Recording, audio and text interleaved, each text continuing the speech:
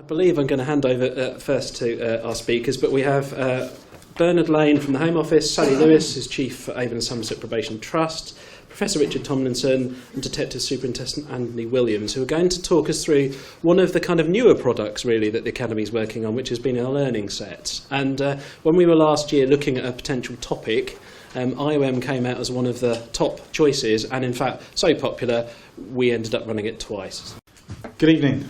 With an audience, a microphone and a name like Andy Williams, I hope you're not expecting me to sing. You can tell the age profile of an audience when they laugh to that or not. You're obviously quite a young audience.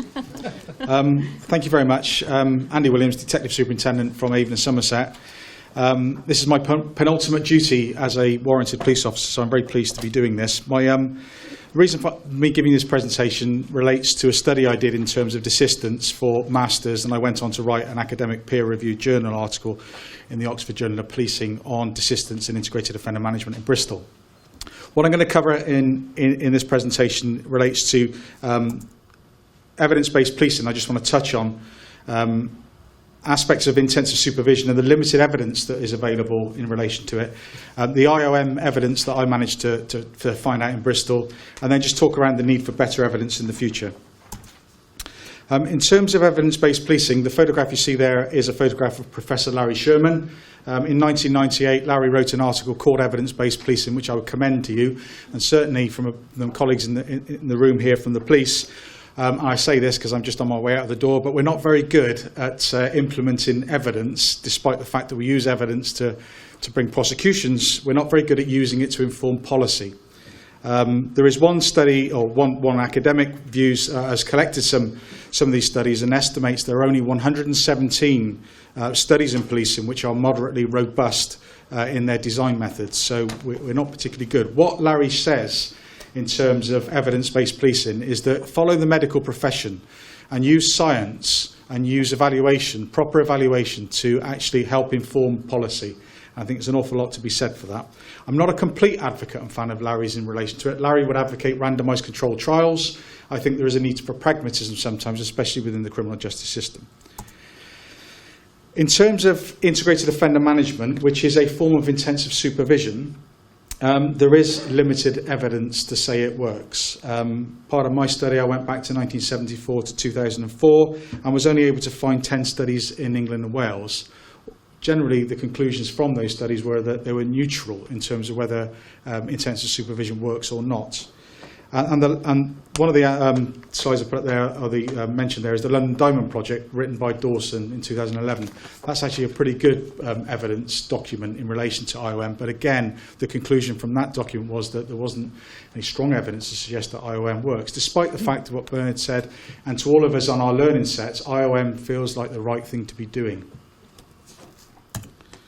So, in terms of my study, what I did, I looked at arrest data, and I did a 6-month pre and post test in relation to integrated offender management in Bristol, and I also devised a scale of seriousness in terms of a measure. So what is Bristol Integrated Offender Management? I appreciate integrated offender management has been launched across England and Wales. In Bristol, it was led by Sally and John Long, the photographs you see there.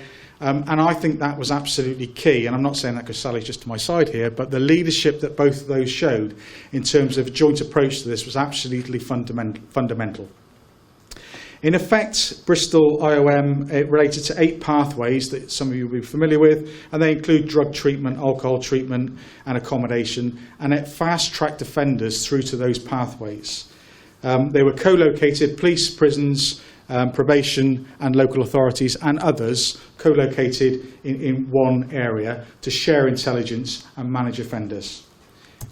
In Bristol, similar to other IOMs, there was the carrot and stick. They had no choice that they were coming on the scheme, which you would often think from an academic perspective that you might see a defiance to that, but the research data that I managed to obtain showed to the contrary. That's just some of the descriptive data that I managed to find in terms of, and I won't go through that in any detail, other than to say that there were, I effectively found a control group. I had a cohort of 155 who started IOM in 2009 and finished it in 2010. So they had the treatment of IOM from start to finish. But what I found within that group was there were some people who came onto IOM, but they had no treatment. So effectively, I had a bit of a control group that I could do some comparisons with. And another interesting group that I found there was that they came onto IOM, but they had no pathway. So they never went off to accommodation, drugs. They actually just stayed on IOM. But what they did have, which was quite important, was they had one-to-one cognitive discussions with the offender manager, be that from probation, be that from police or wherever. And that's quite an important group. In terms of the age profile, the bar chart you see behind me is quite a long tail in terms of normal offending groups. What you would normally expect to find is a big spike from the general population in terms of offending from 15 to 19, and then a really dramatic downward spike downwards in relation to it. What you see here, not surprisingly, is quite a long tail of those people that stay as prolific offenders for quite some time. This is my favourite slide. Effectively, what you have here, and I'll try and describe it to you. The first group that you see to the left, and I'll just come across and point to it. That group there, that's effectively the control group I mentioned. They came onto IOM and they had no treatment whatsoever in relation, but they came onto IOM. Their offending rates rose statistically significantly by 197%. So they came onto the scheme, their reoffending rates in relation to rearrest rose by 197%. The next group you see is no pathway but with contact. That group I mentioned who came onto IOM but only had one-to-one support from the offender manager, but be that police or probation, as I say. And their reoffending rates reduced by 69%. Those that had a single pathway, their reoffending rates reduced by 79%. And those that had multiple pathways, their reoffending rates reduced by 62%, all of which were statistically significant.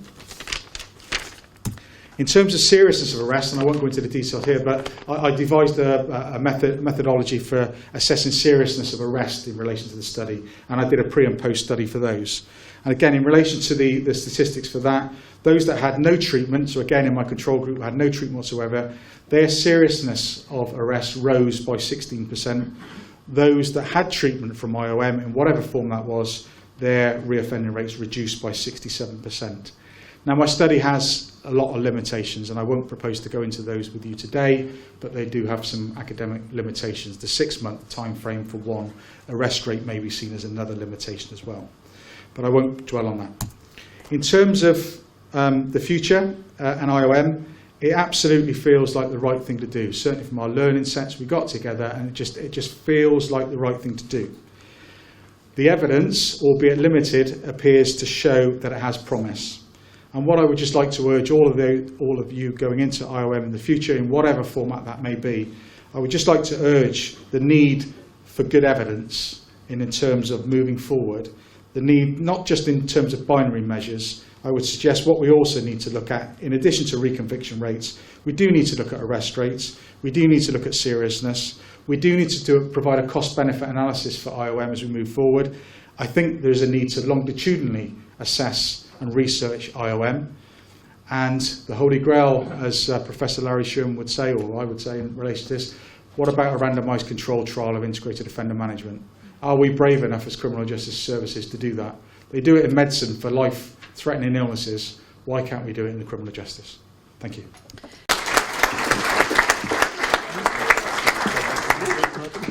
I was just going to quickly reflect that I don't think we're going to be accused of not making the most in these austere times of actually you've had a 5 for 1. And I was trying to think how best to sum up. So we've had a poet, a professor, a policymaker, a pioneer and an evidence-based policeman.